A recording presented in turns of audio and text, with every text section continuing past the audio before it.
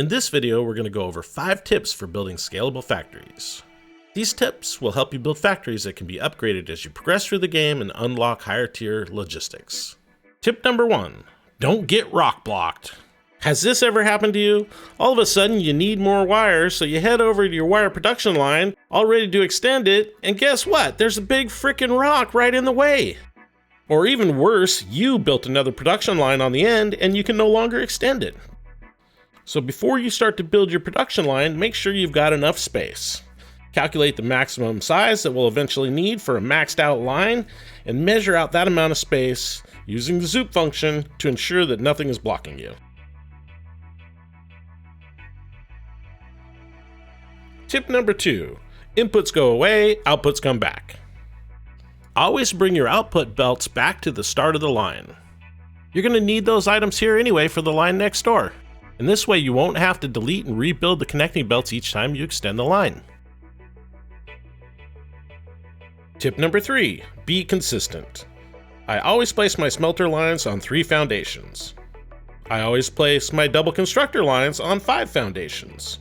I always place my conveyor lift holes on the center line of the foundation and 2 clicks in from the edge. I always leave 1 click between the lift and the first splitter or merger so that I can see the parts on the belt. I always control snap the machines into place. I always control snap the mergers and splitters onto the belts. Being consistent means I don't have to think about layout and spacing when I come back later to extend the production line. Tip number 4, double up production lines.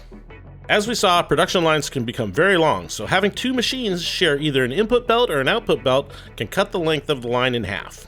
The recipe dictates which belt is shared. If the number of items needed is less than the number of items created, then the input shares a belt. If the recipe consumes more items than it creates, then the output belt is shared. For example, cable uses 2 wires to create 1 cable, so the output belt is shared in the middle and the input belts are on the outside. Tip number 5, start simple.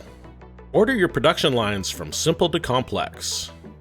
This way the parts you need for a line are available right there, and it minimizes the amount of spaghetti you need in the subfloor.